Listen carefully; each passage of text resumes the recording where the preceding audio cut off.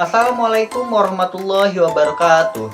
Kami dari kelompok 10 yang beranggotakan saya, Muhammad Wanhar, dan rekan saya, Nafisatunisa Babil Salam dan Rilia Dian Pramesti, sudah bersiap untuk membahas dan memahami konsep yang menarik mengenai manajemen dan penjaminan mutu pendidikan. Mari bersama-sama mengeksplorasi konsep sistem penjaminan mutu pendidikan yang ada di Indonesia. Persiapkan diri kalian untuk petualangan pembelajaran yang penuh dengan wawasan. Ayo kita mulai.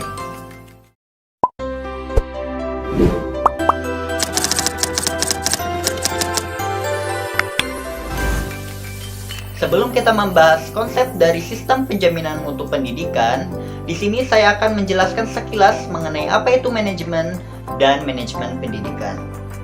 Manajemen adalah proses pencapaian tujuan-tujuan organisasional secara efektif dan efisien melalui perencanaan, pengorganisasian, kepemimpinan, dan pengendalian sumber daya organisasional.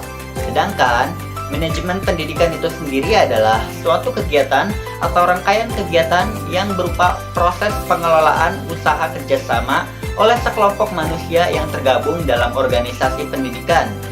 Gunanya yaitu untuk mencapai tujuan pendidikan yang telah ditetapkan sebelumnya agar dapat efektif dan efisien.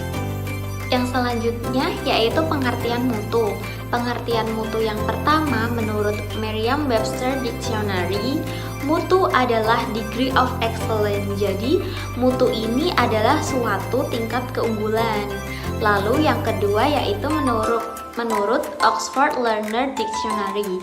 Jadi, mutu menurut ini adalah the standard of something when it is compared to other things like it. Jadi, ini adalah sebuah perbandingan atau standar perbandingan untuk membandingkan hal yang satu dengan yang lain jika hal itu sama. Lalu yang ketiga yaitu mutu menurut Kamus Besar Bahasa Indonesia. Hal ini adalah ukuran baik atau buruk suatu benda, kadar, taraf, derajat, atau kualitas. Yang selanjutnya yaitu penjaminan mutu pendidikan. Penjaminan mutu pendidikan adalah suatu mekanisme yang sistematis, terintegrasi, dan berkelanjutan untuk memastikan bahwa seluruh proses penyelenggaraan pendidikan telah sesuai dengan standar mutu yang ada.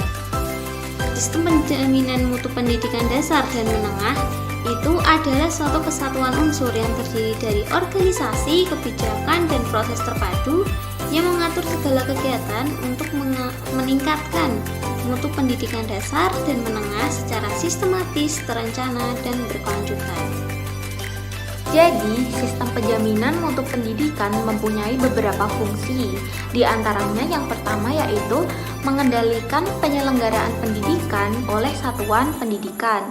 Yang kedua, menjamin pemenuhan standar secara sistemik, holistik, dan berkelanjutan.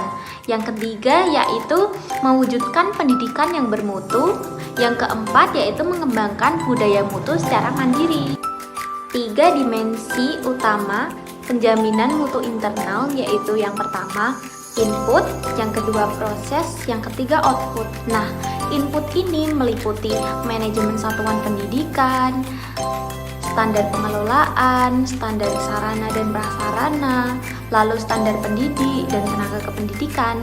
Yang kedua, proses. Proses ini meliputi proses pembelajaran, substansi pembelajaran, lalu penilaian pembelajaran. Nah, yang ketiga yaitu output. Output ini meliputi standar kompetensi kelulusan yang merupakan hasil dari proses pendidikan tersebut. Nah, jadi hal ini terbagi menjadi 2, yaitu SPMI dan internal dan SPMI yaitu eksternal. Nah, perbedaan antara internal dan eksternal yaitu kalau internal itu adalah sistem penjaminan mutu yang mana berjalan pada satuan pendidikan dan dijalankan oleh seluruh komponen pendidikan dalam satuan pendidikan. Kalau SPME itu penjaminan mutu yang dilaksanakan oleh pemerintah, pemerintah daerah, lembaga akreditasi, lembaga standarisasi pendidikan, dan sebagainya. Selanjutnya yaitu ada prinsip penjaminan mutu. Nah, prinsip sistem penjaminan mutu ini ada 6. Yang pertama yaitu mandiri dan partisipatif. Yang kedua yaitu terstandar. Yang ketiga integritas. Yang keempat yaitu sistematis dan berkelanjutan. Yang kelima yaitu holistik. Yang keenam yaitu transparan dan akuntabel. Nah, dalam sistem penjaminan mutu ini juga ada langkah-langkahnya.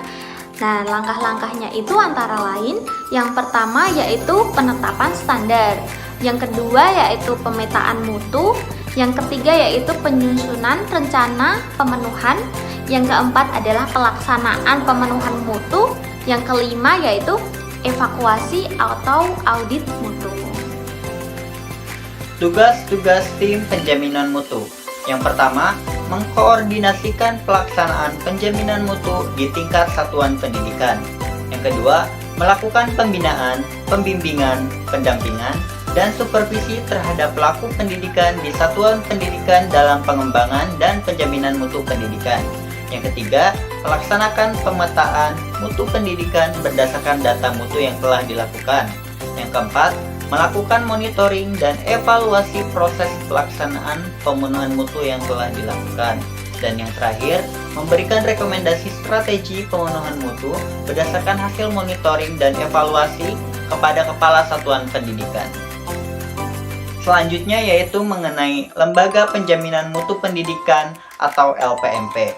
Nah, LPMP adalah unit pelaksanaan teknis departemen yang berkedudukan di provinsi dan bertugas untuk membantu pemerintah daerah dalam bentuk supervisi, bimbingan, arahan, saran, dan bantuan teknis kepada satuan pendidikan dasar dan menengah, serta pendidikan non-formal dalam berbagai upaya penjaminan mutu satuan pendidikan untuk mencapai standar nasional pendidikan.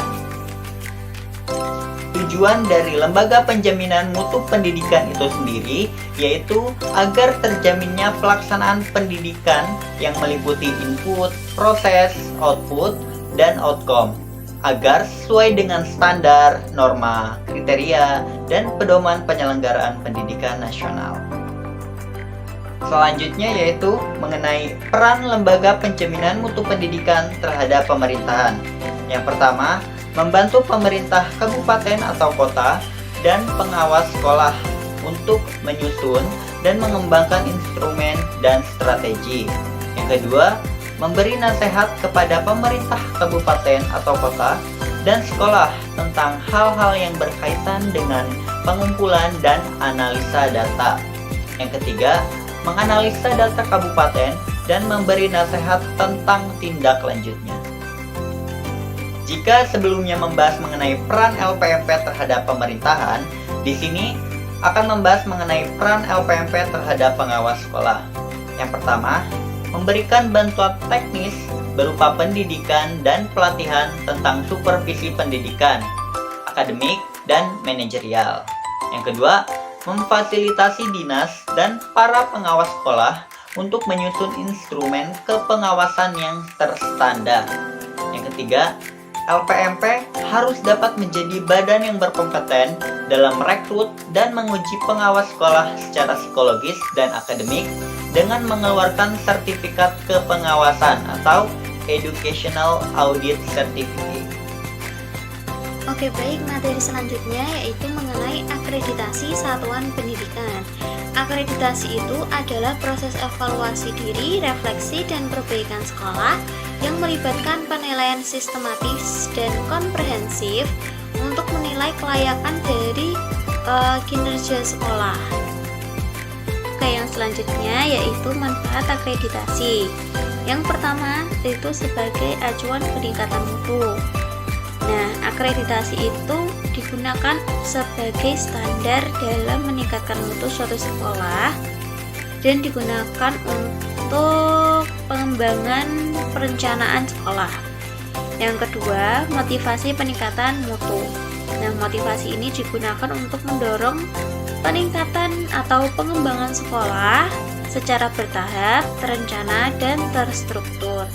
Kemudian yang ketiga yaitu umpan balik pemberdayaan.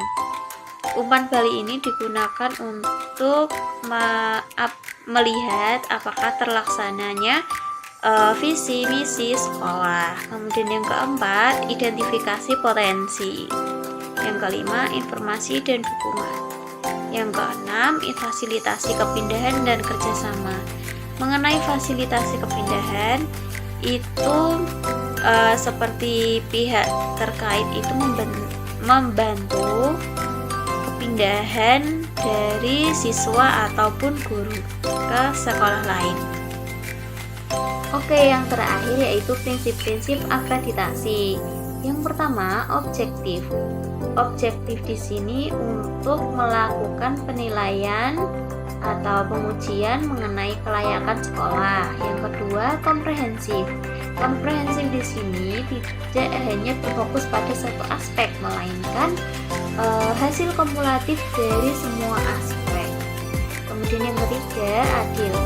Adil di sini bahwa akreditasi itu tidak pandang bulu dari sekolah manapun. Jadi akreditasi memandang semua sekolah itu sama saja dan menilai secara adil. Kemudian transparan. Transparan di sini berarti nilai dari akreditasi itu dapat diakses oleh siapapun dan dimanapun. Kemudian akuntabel.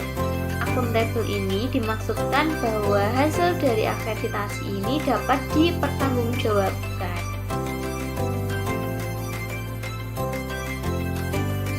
Sekian presentasi dari kelompok kami.